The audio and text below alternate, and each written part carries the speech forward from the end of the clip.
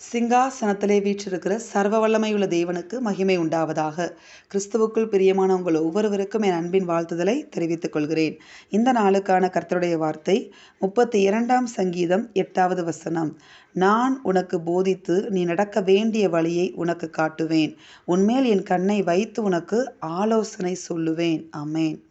ஆண்டவர் இன்னைக்கு உங்களை என்னையும் பார்த்து சொல்லுகிறார். அவர் நமக்கு என்ன செய்வாராம்? போதிப்பாராம். போதிக்கிறதுனா என்ன?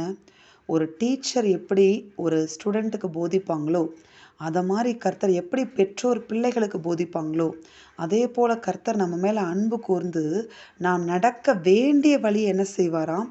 நமக்கு போதிப்பாராம், நமக்கு டீச் பண்ணுவாராம் ஆண்டவர். ஆமென். நம்முடைய வாழ்க்கையில் பரிசுத்த ஆவியானவர் மாத்திரம் நமக்கு டீச்சராக இருந்துட்டார்னு வச்சுக்கோங்களேன். ஒவ்வொரு நாளும் நம்முடைய வாழ்க்கை ஒவ்வொரு நாளும் அவருக்கு உகந்ததாக மாற ஆரம்பிக்கும். கர்த்தர் இன்றைக்கு உங்கள்கிட்ட சொல்லுகிறார், நான் எந்த வழியில நடக்கணும்னு தெரியாமல் நீங்கள் நின்று கொண்டு இருக்கிறீங்களா? ஆண்டவர் உங்களை பார்த்து தான் சொல்லுகிறார். நீங்கள் நடக்க வேண்டிய வழி அவர் என்ன செய்வார்? காண்பிப்பார். இதில் ஒரு காரியம் இருக்குது. நாம் நடக்க விரும்புகிற ஒரு காரியம் இருக்கும். நடக்க வேண்டிய ஒரு வழி இருக்கும். நடக்க விரும்புகிற ஒரு வழி நம்ம இடத்துல காணப்படும். ஆனால் நம்ம எப்போவுமே என்ன விரும்புவோம்னா, நம்ம நடக்க விரும்புகிற வழியில் தான் என்ன செய்ய ஆரம்பிப்போம்? நடக்க விரும்புவோம். ஆனால் இன்னைக்கு ஆண்டவர் உங்ககிட்ட சொல்கிற ஒரு வார்த்தை என்னென்னா, நீ நடக்க வேண்டிய வழியை நான் உனக்கு காண்பிப்பேன். ஏன்னா நம்ம நடக்க வேண்டிய வழி நமக்கு தெரியாது. நமக்கு நடக்க விரும்புகிற வழி தான் நம்முடைய இருதயத்துக்கு தெரியும். அதனால் அதில் தான் ஓடுறதுக்கு நம்ம ட்ரை பண்ணிகிட்டே இருப்போம். ஆனால் ஆண்டவர் என்ன செய்வார்னா, திடீர்னு நம்முடைய ட்ராக்கை மாற்றி விட்டு, நடக்க விரும்புகிற வழி இல்லைப்பா, நீ நடக்க விரும்புகிற வழி அல்ல, நீ நடக்க வேண்டிய வழியை நான் உனக்கு டீச் பண்ணுறேன் அப்படின்னு சொல்லி அவர் உங்களுக்கு நீங்கள் நடக்க வேண்டிய வழியை டீச் பண்ணும்போது, அதை நீங்கள் என்ன செய்யுங்க?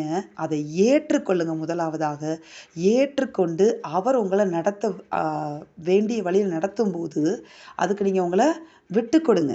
அப்படி விட்டு கொடுக்க நீங்கள் ஆரம்பிச்சிட்டிங்க அப்படின்னா, ஆண்டவர் அடுத்து ஒரு ஊழியத்தை உங்களுக்கு செய்வார். உன்மேல் என் கண்ணை வைத்து உனக்கு ஆலோசனை சொல்லுவேன். ஆமென். அப்போ எவ்வளோ பெரிய ஆண்டவர் பாருங்களேன். அவருடைய கண்ணை உங்கள் மேலே வச்சு, உங்கள் வழிகள் மேலே வச்சு, உங்களுக்கு தினமும் ஆலோசனை கொடுத்து கொடுத்து கொடுத்து என்ன செய்வாராம்? அவர் உங்களை நடத்துவதற்கு உண்மையுள்ள தேவனாக இருக்கிறேன் என்று ஆண்டவர் உங்களுக்கு வாக்கு பண்ணுகிறார். உங்களை அழைத்தவர் உண்மையுள்ளவர். ஒரு நாள் உங்களை என்ன செய்ய மாட்டார்? உங்கள் வாழ்க்கையில் கைவிடவே மாட்டார். அவர் கையை பிடித்து நாம் நடக்கணும், அது மட்டும்தான் அவர் எதிர்பார்க்கிறாரே தவிர, அவர் உங்களை ஒரு நாள் என்ன செய்ய மாட்டார்னா கைவிடவே மாட்டார். அதனால் இன்றைக்கு கர்த்தர் உங்களுக்கு கொடுக்குற ஒரு வார்த்தை, நீங்கள் நடக்க விரும்புகிற வழியில் அல்ல, நீங்கள் நடக்க வேண்டிய வழி அவருடைய கரத்தில் இருக்கிறது. அந்த வழியில் உங்களை என்ன செய்ய போகிறேன் என்று சொல்லுகிறார்னா, நடத்த போகிறேன் என்று வாக்கு கொடுக்கிறார். அவர் உங்களை நடத்த போகிறார். நீங்கள் செய்ய வேண்டியது அர்ப்பணிங்க, அவருடைய வழிகளுக்கு விட்டு கொடுங்க, அவருடைய ஆலோசனைகளுக்கு செவி கொடுங்க.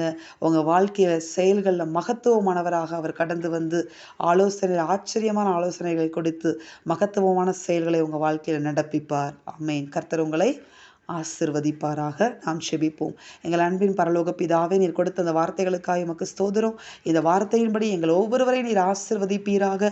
ஆண்டவரே, நாங்கள் நடக்க விரும்புகிற வழிகளை விட்டு எங்களை விலக்கி, நாங்கள் நடக்க வேண்டிய வழிகளில் எங்களை தேவன் நடத்தும்படியாக எங்களை ஒப்புக் கொடுக்கிறோம். உங்களுடைய ஆலோசனைகளை எங்களுக்கு கொடுத்து நீர் நடத்தி முடிவிலே எங்களை மகிமையிலே ஏற்றுக்கொள்ளுங்கப்பா. இயேசுவின் நாமத்தில் பிதாவே, ஆமென். இந்த வார்த்தையின்படி இந்த நாளில் தேவன் உங்களை ஆசிர்வதிப்பாராக. ஆமென்.